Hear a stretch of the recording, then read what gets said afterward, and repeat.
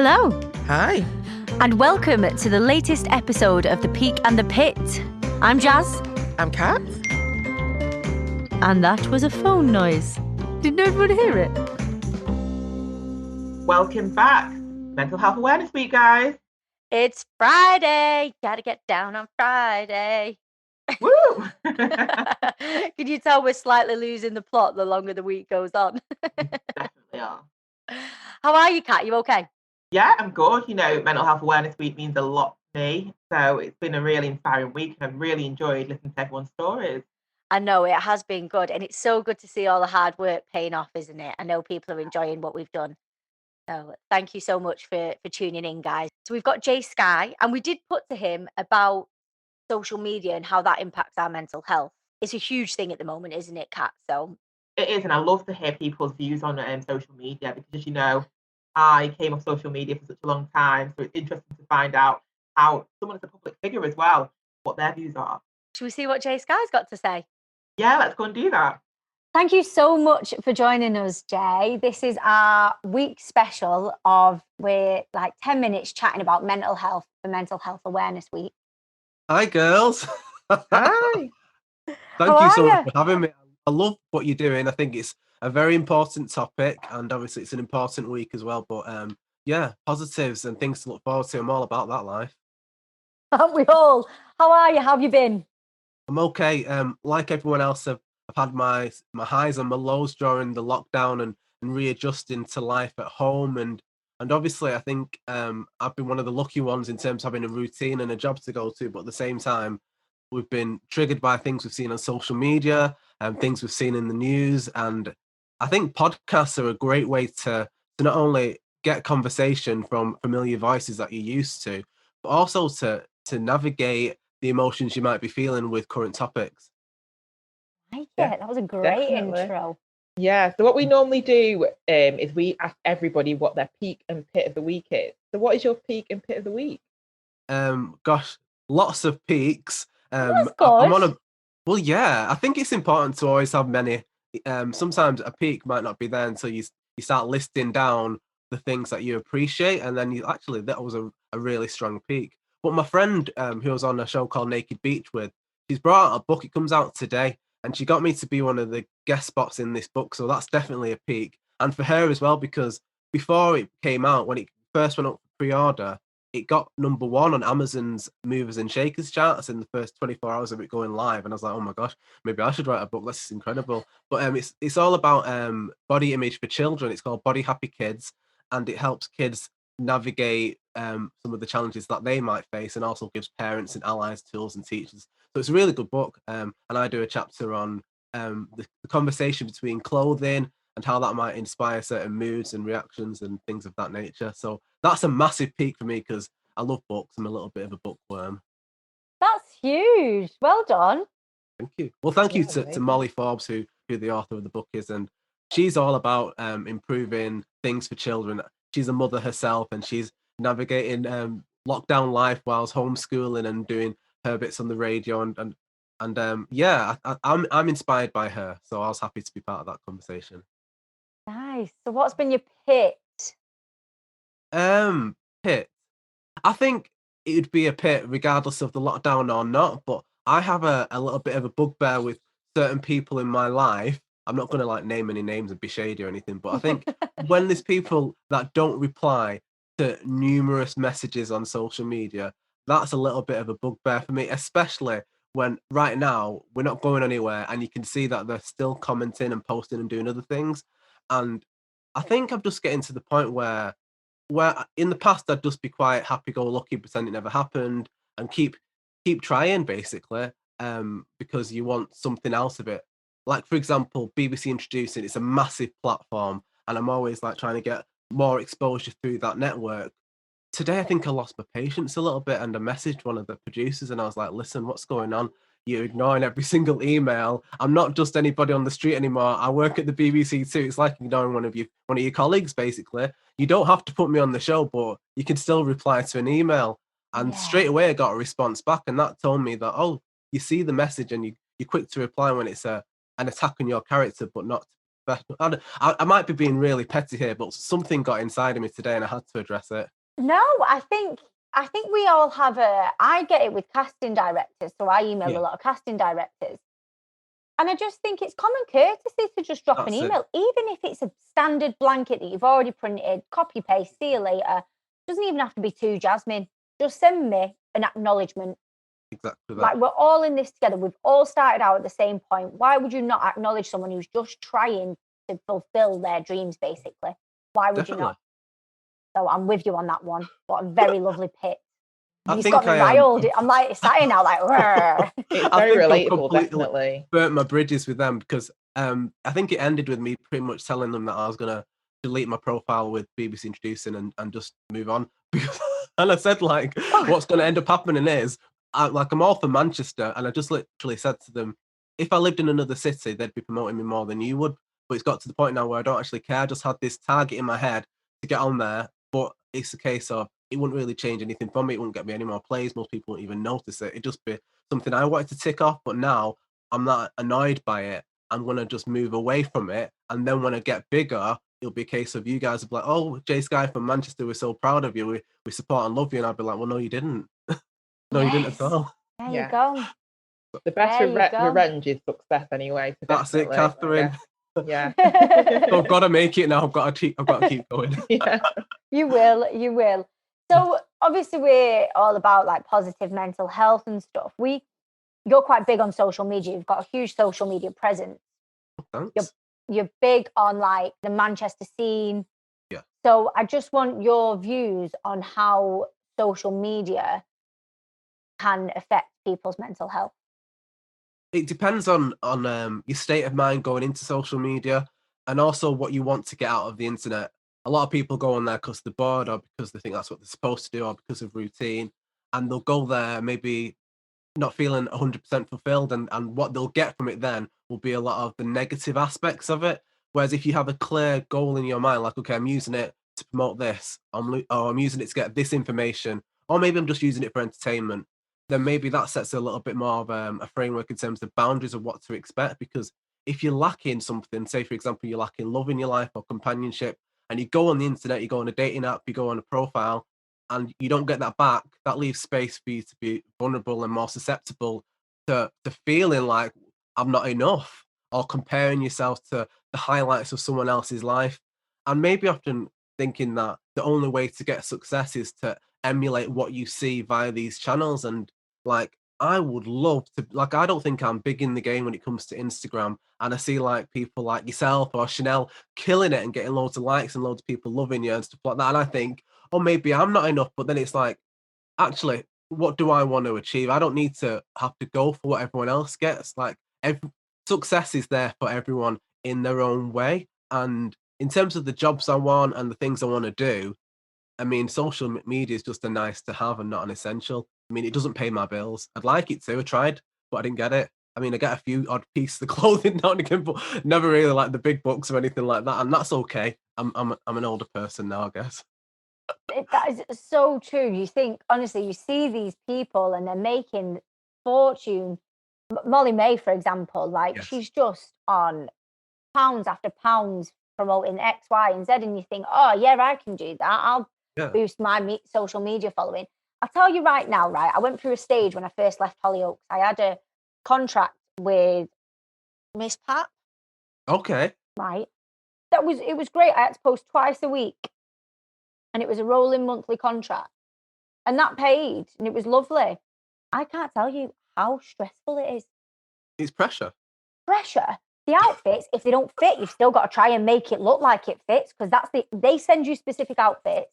So you can't go in there and go, that would look nice on my body type. Oh, that looks good. They send you stuff in the post and you've got to make that work for you. Some of the stuff, right? They sent me a jumpsuit one. I'm 4'11", right? Even in my tallest heels, I put this jumpsuit on. I'm stood on a rock in the garden trying to make it work. It was so stressful. It's the job. And when it's a job, it takes the fun element out of it because you've got to do it. You're not doing it because you want to. You're doing it because you have to. And I'd panic. And then there'd be times where I've been busy doing something all day. And then I'd go, oh, crap, I've got a post at 6 o'clock tonight. I'm running around putting a full face of makeup on, straightening my hair. running around the house going, where can I take a nice picture? Literally moving my bedroom around so it looks different. The images look and it's stressful. It's very stressful. Absolutely. And a lot of the people who you look up to on social media as well, it's like we think, because they make it look easy, right? And we think that they've got all of the confidence in the world, but what usually happens is the people that are killing it the most are often the most insecure because they're getting the most interaction and they're putting themselves out there the most regularly, and then they have to hold themselves up to the standard that they've created, which often ain't easy. No, definitely not. What would your advice be for someone who is struggling with social media because of all the pressures around being perfect on there? I'd say take a week off it, or take a month off it, or take as long as you need off it first to spend time building yourself up. You need to go into social media armed with a sense of who you are and what you want to achieve out of it, and know that what you've got to offer is just as valuable as what anyone else has got on their platform. A lot of the time we see things and it changes our approach to it, and we all end up eventually getting very, very similar content, and that's not the way to keep social media exciting. I think if we all stick to what we're good at and what we bring to the table, I think there's room for us all to grow. Definitely. I like that. I like that there shouldn't be a competition. We shouldn't be competing. It should just be let everyone stay in their own lane, do their own thing. Oh, and absolutely. And also I'd add to that, I'd say support your friends just as much as you support, I don't know, Beyonce, because end of the day, it means more to your friends. 100%. I like that. I like that. You've done reality TV. You did Naked Beach. I did. How do you think reality TV, it's been in the media loads recently. We're talking Caroline Flack and all that kind of stuff. How do you think reality TV can affect a person's mental health? It's very much the same as social media in that you get a snapshot of a perceived reality, and it's put there for public consumption for us all to share our opinion on, or maybe be inspired by, or maybe even lay into. It's just all there to provoke a reaction. And just like with social media, I'd say like the strongest opinion or the loudest voices are the ones that get the most attention, often the most praise, but it's also the most divisive. It's all inspired to keep our minds active and often to distract us from some of the world's bigger issues, I find. But it's a sense of outlet and of entertainment. But in terms of mental health, it's a case of when I put myself out there on social media, I knew I was putting myself in a position to get good and bad. And a lot of the times when we see horror stories, it's usually because people don't expect the bad, or they don't have a sense of actually not everyone's going to like me or everyone's going to get me, and maybe they care too much about being liked, which is not a bad thing. I mean, I want to be liked, but at the same time, if I'm not, but I'm still helping or adding to a conversation, that's just as important, because further down the line, maybe as we become more evolved, people will see the bigger picture and think actually what he represented then, it was the start of something more important than people weren't ready to hear. I like it. I think you've got a really good outlook on it. I think it's really, you're very level-headed with how you see it. I think you've probably had it always. I think we all have on social media. It's a very dark and dismal place when we allow it to be. So I do think you're very level-headed with that. I like it. I think I've just come through it. I had to learn some lessons very early on, luckily, very quickly, and I'm fortunate that I've got the family that I've got, because I tell you, nowadays, like I still do get the odd bad comment. People probably think I don't, but because I don't respond to it, no one will really see it, and people forget that the second you respond to it, the second you draw attention to it and let everyone know, oh, this is a possible opinion that you can have about this person, and also it's the vulnerability that they've got, because look at the engagement they've got off the back of it. When you put yourself in a position of being with followers and people jumping onto every little thing that you say, we have to be so careful. And I think that's so sad that you kind of have to lose your opinion. Yeah. And you can't have a say in something. And sometimes when someone has been horrible or nasty or done something disgusting towards you, you then can't retaliate, because you're like, well, I have to just sit back. I mean, some people have made it their brand to be good at retaliating, but I learned very quickly that that was not going to be my brand, and that was not what was going to work for me. And I think it's harder sometimes to be the bigger person and not say anything and let play the long game and just wait things out, because you're left with that feeling, and then you have to find other forms of therapy to cleanse yourself of those feelings. I mean, for me, I literally had therapy. That was my outlet. But Yeah. it's just one of those things. It's like you have to find what you want social media to be used for. And for me, it is for work. And so in that respect, I have to treat it like LinkedIn. I have to just say, if it ain't cute, keep it mute. Yeah, I love that. What a caption. That is going to be the caption of this episode. If Love it ain't it. cute, keep it mute. That's brilliant, Jay. I love it. Thanks, I Jazz. love it. Finally, what would be your top tip for anyone who's suffering with poor mental health at the moment? People forget, and you'll know this as well because you're an athlete, you like to do your exercise. Mental health is intrinsically linked to your physical health. So sometimes if you're not feeling great, maybe it's because you're not treating your body great. People underestimate the power of sleep, of water, of fresh air, of a tidy environment, of good interactions with people. Like maybe you're surrounded by toxic people. Maybe people that you're with don't have your interests at heart. And if they don't be scared to be by yourself and to work on your inner conversation. Maybe listen to a podcast like this. Maybe listen to some affirmations like Louise Hay. She's great. She does some great morning mindfulness ones on YouTube. They're all free. The knowledge is out there and it is free. It's just getting in tune with what works for you, finding your groove in life. It could be maybe listen to some music. Like I love Marvin Gaye. I love Pavarotti. I love all the old school reggae stuff. And I think music nowadays, as much as I'm supposed to be all about that because I do the radio stuff, I think that the classics have more of a healing power to them. So just find what works for you. There's no right or wrong answer, but you will know what feels right. And if you get a bad feeling in the gut of your stomach about something, that is literally the universe tapping you on the shoulder to warn you. And if something bad happens after you've followed a bad gut feeling, then maybe you need to quickly change the path that you're on. But follow the things that feel great and be kind to yourself. Yeah, love it. Thank you so much for coming in today. Yeah, Thank you for having me, and Jay. keep doing what you're doing as well, because it is such an important message, and I like that it's two different women coming together, girl power and all of that as well. And Yeah. you know what I mean? The world needs more stuff like this. It really does. Oh, thank you so much for joining us. It's been great to chat. Cheers, Jazz. Thanks, Kat. Thank you. Thank you so much for joining us on Mental Health Awareness Week. If you haven't already, then please do get yourself to our Instagram page at thepeakandthepit_podcast, where you'll find we've got a lovely little giveaway. What have we got, Kat? We've got a meal and drink at Red's True Barbecue and also a meal and drink at Impossible Manchester. We've also got free cocktails, smoke and mirrors. Can we win the giveaway? I wish. And do join us tomorrow where we'll speak to another amazing guest with another incredible story. If you have found something we've spoken about to be triggering, then there is a 24/7 mental health tech support line in the UK. All you need to do is text shout to 85258 and someone will be on hand to help you talk it through. I think that is exactly what we need to do. Sometimes you've just got to talk it through, haven't you, Kat? Yeah, you do, absolutely.